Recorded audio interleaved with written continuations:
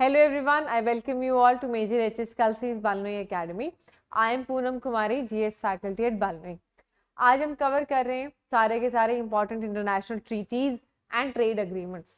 सी internationally जब भी कोई दो कंट्रीज के बीच में इंपॉर्टेंट कॉन्फ्रेंस होती है, मीटिंग होती है और एक ट्रेड अग्रीमेंट या कोई भी एक ट्रीटी या अग्रीमेंट साइन होता है, सो वो एग्जामिनेशन पॉइंट ऑफ व्यू से बहुत इंपॉर्टेंट बन जाता है. So far we have already covered Panchsheel agreement and the Tashkent agreement. The next important agreement in the series is going to be your Shimla agreement. Shimla agreement sign हुआ था 1971 के Indo Pak war के aftermath में, just like the Tashkent agreement जो कि Indo पाक 1965 war के बाद में हुआ था. Shimla agreement was signed after the 1971 war. दोनों ही वॉर्स में it was India that emerged victorious. और अब हम शुरू करते हैं क्लास. हमारा शिमला अग्रीमेंट ये रहा. So you can see the leaders who participated, Gandhi and Bhutto from India and Pakistan respectively. अगर हम शिमला अग्रीमेंट की बात करें, सी यहाँ पर ये शिमला अग्रीमेंट ऐसा भी लिखा हुआ है, ऑल्दो ये एक ही बात है. जो करंटली हम शिमला कहते हैं वही शिमला है, तो ऐसा नहीं है कि ये कोई अलग जगह है. जो हिमाचल प्रदेश में शिमला नाम का एक शहर है, ये उसी की बात हो रही है. और वहीं पर साइन हुआ था हमारा शिमला अग्रीमेंट उस जगह के नाम पर. जैसे ताशकंद एक जगह है उज्बेकिस्तान में, तो उस सिटी में क्योंकि वो अग्रीमेंट साइन हुआ उसके नाम पर ताशकंद अग्रीमेंट. वैसे ही शिमला में जो अग्रीमेंट साइन हुआ इंडिया पाकिस्तान का, उसको हम कहते हैं शिमला अग्रीमेंट. फाइन. अब देखते हैं शिमला अग्रीमेंट कैसे स्टार्ट हुआ, क्यों स्टार्ट हुआ, उसके क्या इम्प्लीकेशंस थे और कब साइन हुआ, किसके बीच में साइन हुआ. Right. Background of the Shimla agreement.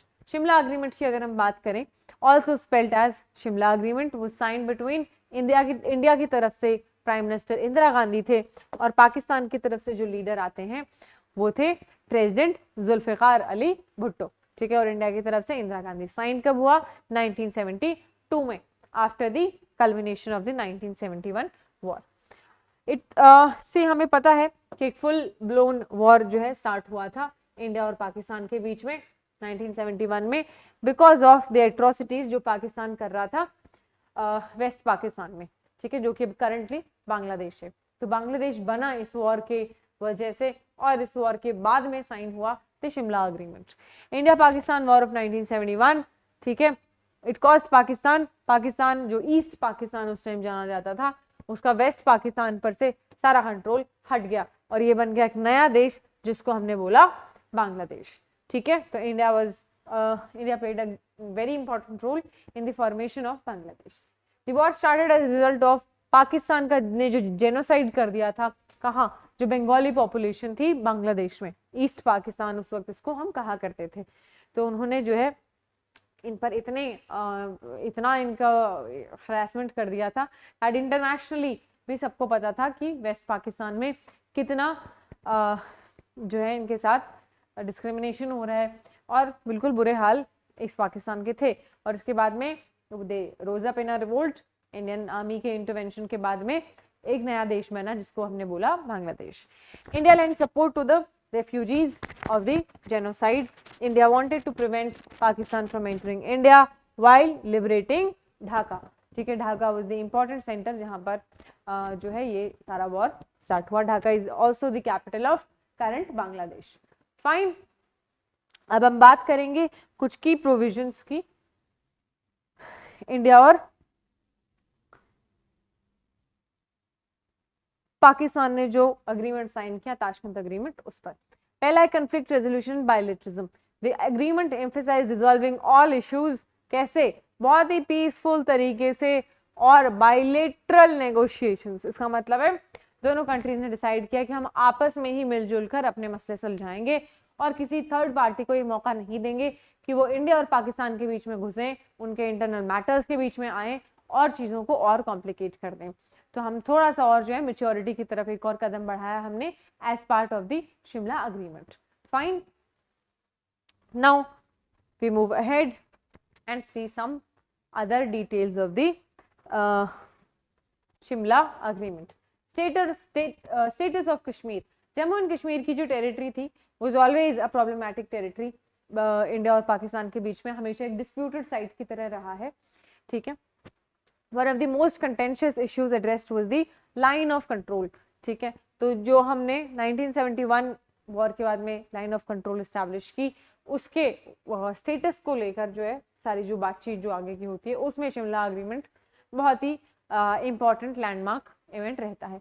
Both sides agreed to respect this line, कि इसका वायलेशन, उल्लंघन हम नहीं करेंगे। तो उन्होंने डिसाइड किया कि हम बिल्कुल जो है आपस में मिलजुल कर डिसाइड करेंगे। Fine. withdrawal of the forces, it stipulated the withdrawal of forces to their respective sides, कि जो इंटरनेशनल हमारा बॉर्डर है उसके दोनों साइड की जो पार्टीज हैं, which is India and Pakistan on the other side, will respect this line of control और अपनी अपनी जगह पर वापस चले जाएंगे। ठीक है, ये डिसाइड हुआ। Line of control in Jammu and Kashmir as a result of December 17, 1971 ceasefire. The countries agreed to honor it without any prejudice to stay on their sides. Both the countries promised to stay away from using any force, क्योंकि अगर बल का प्रयोग होगा तो चीजें complicate हो जाती हैं, इसलिए बल का प्रयोग ना करके हम थोड़ा बुद्धि का प्रयोग करेंगे और दोनों कंट्रीज आपस में मिलजुल कर जो है जितने भी प्रॉब्लम्स हैं, जो भी डिस्प्यूट्स हैं, उनको सॉल्व करेंगे। ठीक है, तो ये थे कुछ इंपॉर्टेंट की प्रोविजंस। आगे हम देखते हैं फ्यूचर डिप्लोमेसी को लेकर इस अग्रीमेंट का क्या इम्प्लीकेशन था।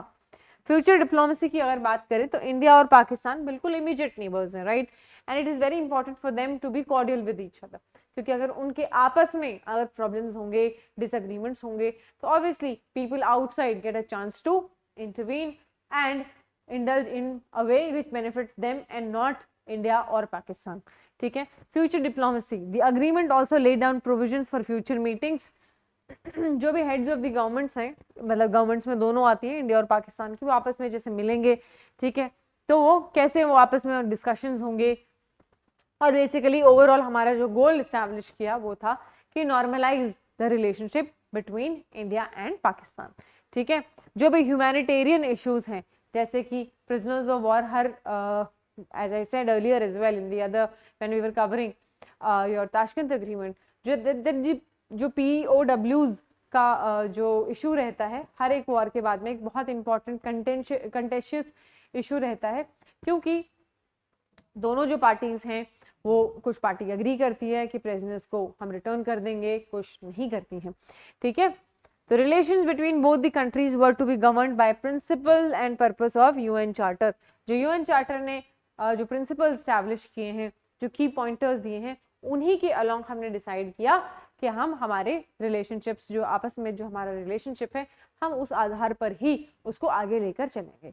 ठीक है, both governments to take steps in the power to prevent hostile propaganda against each other, और they will encourage spreading of information, जो कि फ्रेंडली रिलेशन एस्टैब्लिश करेगा। दोनों ही कंट्रीज में आप देखेंगे कि एक दूसरे के अगेंस्ट जो है प्रॉब्लमैटिक जो views and opinions were being given, तो हमने डिसाइड किया कि उन प्रॉब्लमैटिक व्यूज और ओपिनियंस को आगे प्रमोट करने की जगह हम हेल्दी और करेक्ट फैक्चुअली जो अप्रोप्रिएट इंफॉर्मेशन है उसको हम और स्प्रेड करेंगे, एक दूसरे के प्रति थोड़ा सा सम्मान का जो है वातावरण बनाने की कोशिश करेंगे, एंड कोशिश करेंगे दैट फ्रेंडली रिलेशनशिप एस्टैब्लिश हो, ताकि दोनों ही कंट्रीज बिना एक दूसरे को परेशान किए बहुत अच्छे से पीसफुली, कॉर्डियली इस रीजन में रह सकें। ठीक है,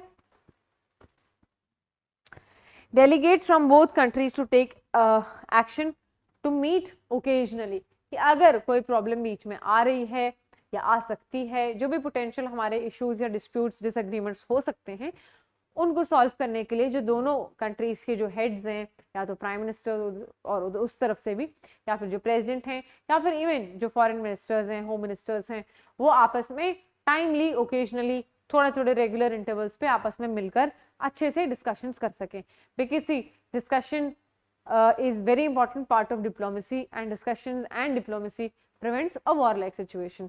तो हमने कोशिश की कि वो फ्रेंडली रिलेशंस को स्टैब्लिश करने के लिए और अच्छे से हमारी रिलेशनशिप बिल्ड हो सके, ग्रो कर सके, और दोनों कंट्री अपने अपने तरीके से प्रॉस्पर कर सकें, इसके लिए हम दोनों कंट्रीज एम करेंगे, ये हमने डिसाइड किया। अब हम बात करते हैं प्रिंसिपल्स की। ठीक है, principles of the Shimla agreement. पहले प्रिंसिपल की बात करें, डायरेक्ट बायलेटरल अप्रोच, ठीक है, टू रिजॉल्व इश्यूज पीसफुली, एक बायलेटरल अप्रोच रखेंगे जिसमें दोनों ही कंट्रीज जो हैं बराबर के हिस्सेदार, मतलब इक्वल पार्टनर्स की तरह पार्टिसिपेट करेंगे और कोई थर्ड पार्टी को मौका हम नहीं देंगे। ठीक है, special focus on people to people contact, cultural exchange जिसको हम बोलते हैं internationally, is very important. It's very important that the people of one country respect the people of the neighbouring country, because एक होता है गवर्नमेंट टू गवर्नमेंट कनेक्शन और contact, और दूसरा होता है people to people contact. It's important that the public opinion favors or say does not malign the other country, and it applies on both the parties. ठीक है, next important pointer अगर देखें, both countries were supposed to take measures to not violate the line of control.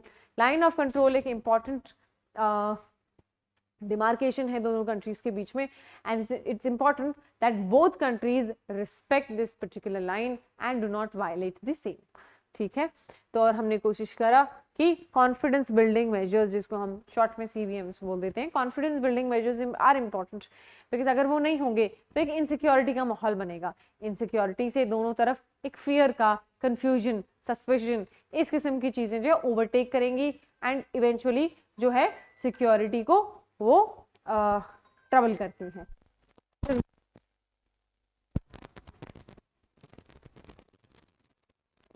Tashkent, put an end to conflict and confrontation। ठीक है, कि जो भी पाकिस्तान के बीच में conflict है, जो भी confrontations हैं, जो भी disagreements हैं, उनको खत्म किया जाए। दूसरा, promotion of friendly and harmonious relations, दोनों में फ्रेंडशिप हो, आपस में मित्रता हो और एक दूसरे को परेशानी में ना डाल रहे हो। Establishing peace and welfare of the state, शांति की स्थापना एक बहुत इंपॉर्टेंट ऑब्जेक्टिव था हमारे शिमला अग्रीमेंट का, क्योंकि दोनों ही कंट्रीज अभी अभी वॉर से बाहर निकल कर आ रही थी। ठीक है, respect for each other's political independence and sovereignty integrity, इसका मतलब not to disturb each other's internal affairs. Pakistan की जो भी डोमेस्टिक पॉलिटिक्स है, सोसाइटी है, इकोनॉमी है, हम उसमें दखल नहीं देंगे और सेम उनसे भी एक्सपेक्ट करेंगे कि जो इंडिया के डोमेस्टिक सोशल या कल्चरल पॉलिटिकल इश्यूज हैं उनमें हम परेशानी ना करें। ठीक है, refrain from hostile propaganda, refraining from hostile propaganda का मतलब है कि जो भी दोनों तरफ से अगर कोई बहुत एक्सट्रीम ओपिनियंस आ रहे हो, बहुत एक्सट्रीम व्यूज आ रहे हो, तो उनको प्रमोट करने की जगह उनको कर्ब किया जाए, उनको दूर रखा जाए मेन जो मेन स्ट्रीम पॉलिटिकल डिस्कशंस हैं उनसे। सिग्निफिकेंस की अगर हम बात करते हैं कि why Shimla agreement is important, तो हम बात करते हैं जियो पोलिटिकल टेंशंस की। The agreement remains relevant today as Kashmir issue, आज भी इंडो पाक रिलेशन के बीच में एक कबाब में हड्डी है। वैसे तो इंडिया और पाकिस्तान का रिलेशन को कबाब तो नहीं कह सकते क्योंकि और भी बहुत परेशानियां हैं, right, and Jammu and Kashmir is of course the main bone of contention between the two countries। ठीक है, legal and diplomatic framework, it provides a legal framework for future discussions and negotiations। ये अभी भी डिक्टेट करता है कि हमारे आपस में जब लीडर्स मिलते हैं, उनके डिस्कशंस होते हैं, नेगोशिएशंस होते हैं, वो नेगोशिएशंस कैसे होंगे, उनकी क्वालिटी क्या होगी, उनका डायरेक्शन क्या होगा। तो आज भी गाइडिंग फ्रेमवर्क की तरह शिमला अग्रीमेंट काम करता है, राइट। बात करते हैं इफेक्ट ऑफ द अग्रीमेंट कि इस अग्रीमेंट के कॉन्सिक्वेंसेस क्या थे। कॉन्सिक्वेंसेस की बात करें तो जो 93,000 प्रिजनर्स ऑफ वॉर जो इंडिया में, जो ये बेसिकली वो पाकिस्तान के वो लोग हैं जिन्होंने सरेंडर कर दिया था इंडो पाक वॉर 1971 के बाद। ठीक है, तो हमने इन सभी 93,000 POWs प्रिजनर ऑफ वॉर को हमने पाकिस्तान को वापस दे दिया था।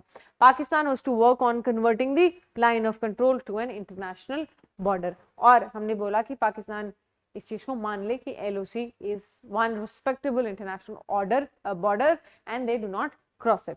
India written the prisoners of war along with the territories, India ने प्रिजनर्स भी भेज दिए और टेरिटरीज भी भेज दी कि आप अपने रखें, अपनी जमीन भी, अपने लोग भी, right, because army was never to gain territory or get hold of their people. Our aim was to help Bangladesh achieve the status that it clearly deserved. अब बात करते हैं 1971 वॉर की।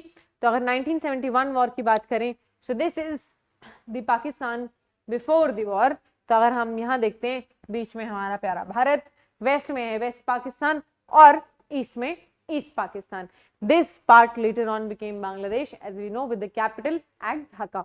ठीक है, तो this is your before the war which is west Pakistan, India and east Pakistan, right. और war के बाद क्या हो जाता है, पाकिस्तान, इंडिया, बांग्लादेश। तो ये जो ईस्ट पाकिस्तान था ये क्या बन जाता है, Bangladesh. So today we have these three countries, Pakistan, India and Bangladesh, right. So now I sum it up for you.